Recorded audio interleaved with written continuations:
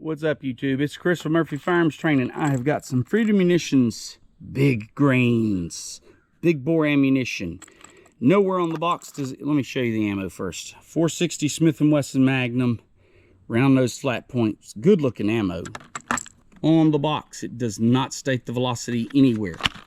I told a story about my 44 Magnum. I told a story in my last video about 44 Magnum ammo and how I have bought ammo in the past that didn't quite meet velocity standards, if you will. And that ammo did not meet velocity standards. Well, this ammo here comes in, it's their own, it's actually Starline brass. They're using Starline brass. And they're loading it. This came in at $1.25 a round. For 460 Magnum ammo, that's pretty good. Now, I know I'm not going to get superb velocity because I'm shooting it out of this 3-inch snub nose. It's the only 460 Magnum I have. Take the Garmin and chrono it and see what we get. And I'm going to compare it to my 300 grain XTP hand loads. Also Starline brass. So this is my 300 grain XTP hand load 460 Magnum. So we're going to compare these. Now, I have loaded this with 39.5 grains of Winchester 296. The manual says it should go from 38 to 42.5. So this is not near the very, very top. This is kind of mid to lower range. If this is wimpier than that, then they really have underloaded it. And that's what I want to know, because my story, I've run into this before. There's no velocity on the box. You buy it, it's a good price, and it ends up being underloaded. So let's see if that's the case with the Freedom Munitions ammo. I'm going to set up the chrono, let you guys see the chrono readings. I'm going to shoot the Freedom's Munitions ammo first. So let's see what the chrono reading comes up to be for that.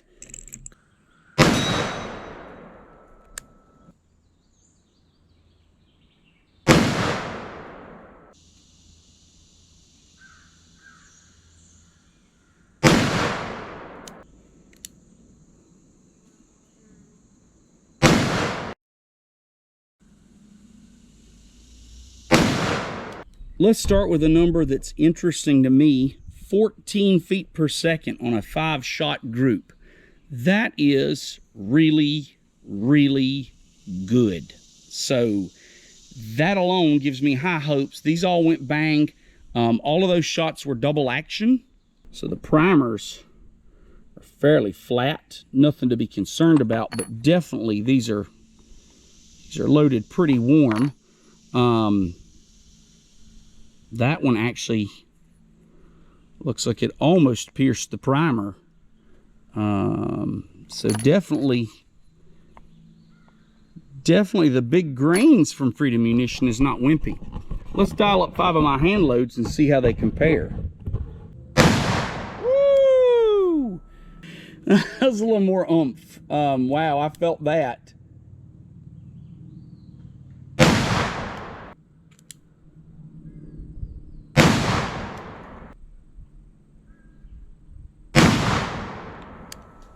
.366.0.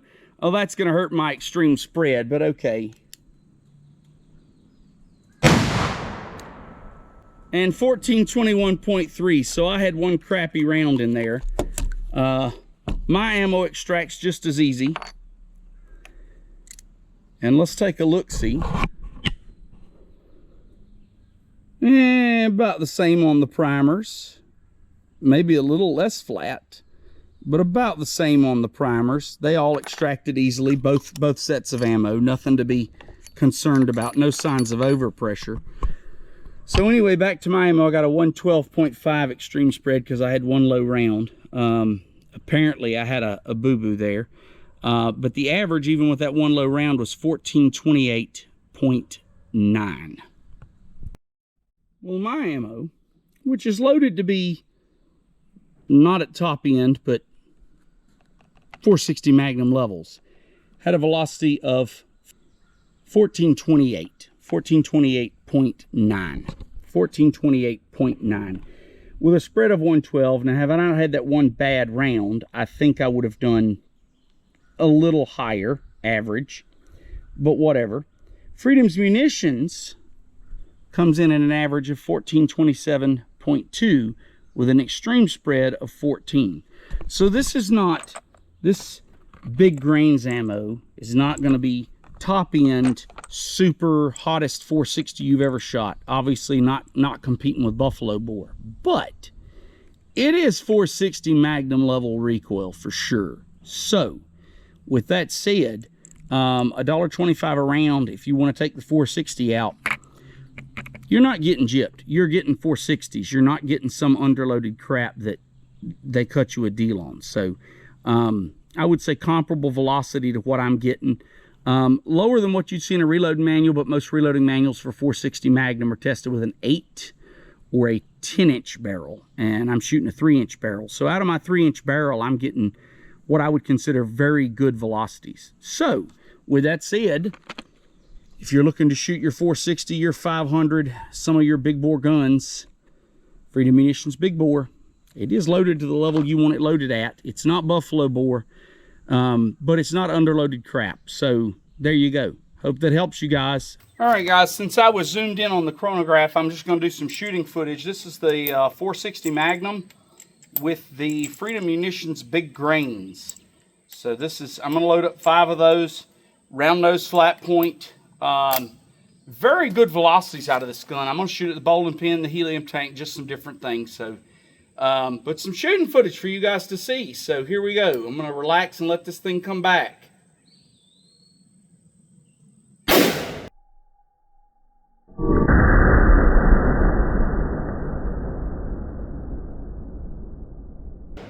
Nice, a hit. See if we can hit it again.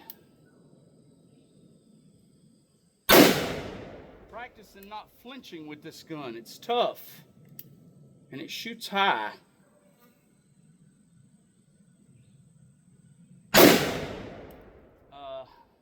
Wow, it shoots way high. Front sight is as low as it will go. So, excuse me, the back sight is as low as it will go. They're definitely full power loads, so you're not getting cheated by them, that's for sure. All right, now, just for fun, we're going to shoot 4, because that's all I have left, 4 of my 460 hand loads. They're loaded with Winchester 296, which is a slow burning powder, so you're going to get a lot of fire from this 3-inch barrel, so which I think is fun, but apparently some people think is wasteful. But yeah, to each his own.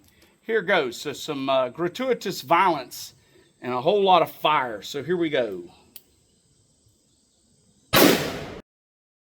Woo! Definitely a little more power to my hand loads. A little more kick. So that went behind something. I can't shoot at it. Let me shoot at the steel target, see if I can hit it from 25. You got to aim really low.